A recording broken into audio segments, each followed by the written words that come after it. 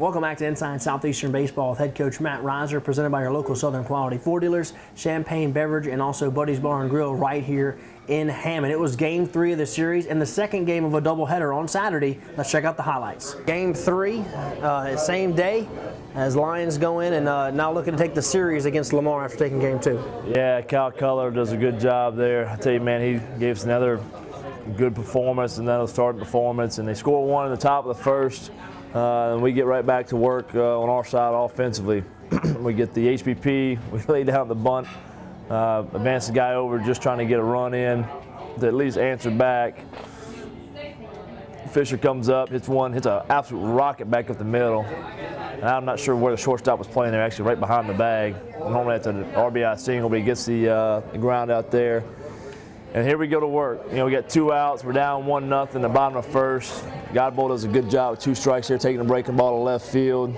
We score a run. We do a good job dominating the zone. I tell you, on Saturday we did a much better job of swinging at strikes and taking the balls. And the zone might have been a little tight, but we did a good job taking advantage of it as well.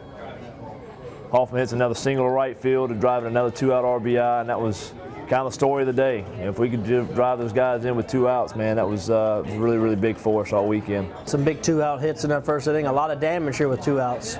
Yeah, and then Sam does a good job of reading the kick there, and another guy moves in the scoring position. Gives a chance to really do some things here. Midyat comes up, gets his HBP, goes on down to first base, and obviously Gilligan comes out a little bit hot again. Thinking we leaned into the pitch. I hate to break it to him. If you saw the video, you'd see it was behind him. And Kenan Menard getting his first start. That was a true freshman there at shortstop on the day. Started Game 1 and Game 2. Does a good job dominating the zone and getting the 4th run at the end, and now we're up 4-1. And Kelly, I tell you what, does a good job just pounding the zone again. And this is where, you know, people go unnoticed a little bit. Not a whole lot of first basemen make that play, but having Sam back in that lineup and being back at first base, being that athletic, tell you what, it was a big moment there. We're up by 3 runs. They tried to bunt them over to get down by 1. We catch the pop up, we get the strikeout.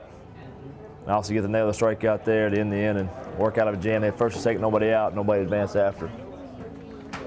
A very big sequence by the Lions defensively. And Keller continues to pound the zone. This was a game where you kind of got out to a big lead, and then they tightened it back up, and just really back and forth on this day on Game 3. Yeah, and it was a Game 3 heavyweight bout. You know, both guys battling for the series. We walked the leadoff guy there, but Keller does a good job going right back into the zone. And we get the 6-4-3 double play there with the 2 freshmen there in the middle, which was absolutely huge. And you can see the zone's just a hair tight there as he calls ball 4 there on the 3-0 count to Brooksy.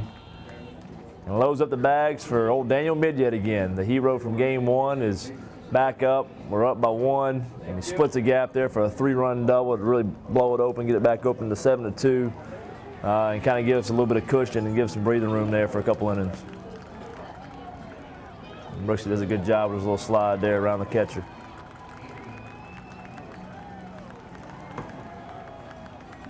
And now we got Klotz out on the mound. It kind of inched back closer, but once we brought Klotz in the game, it was pretty much game over. Brought him in the 2nd, 3rd, nobody out, time to run at second base, and he gets a couple strikeouts. Obviously, gets a huge play here from the freshman, Menard. I tell you what, that's a big-time play, especially for a freshman in the game with a time to run at second base. And the Lions pull out the series with a 7-6 win. It was a great weekend for us.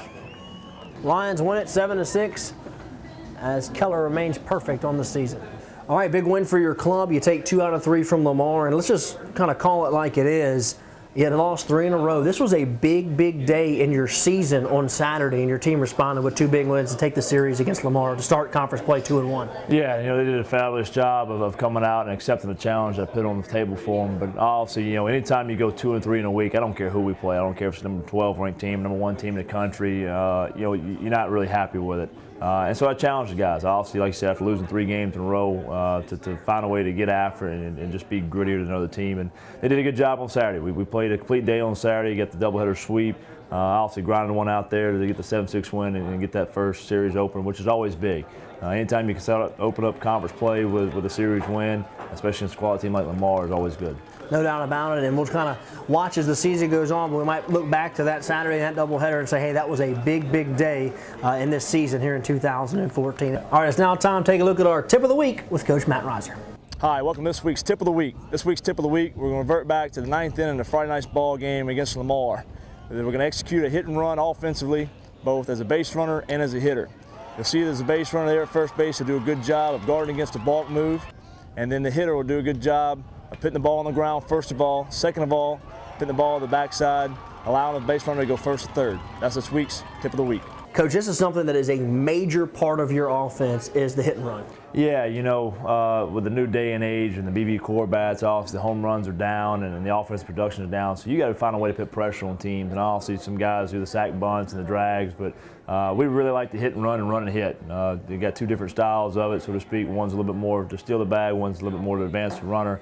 You see Jesse do a good job there, man. You know, the number one thing we want to do is put the sun gun on the ground, then preferably back to the backside, and he did a fantastic job there in a clutch situation in the bottom 9th inning. It was good to see. All right, let's take our final break. When we come back, we're going to take a look at this weekend as your Lions will be on the road at Texas A&M Corpus Christi, right here on Inside Southeastern Baseball with head coach Matt Reiser, presented by your local Southern Quality Ford dealers, Champagne Beverage, and also Buddy's Bar and Grill right here in Hammond. Stay with us.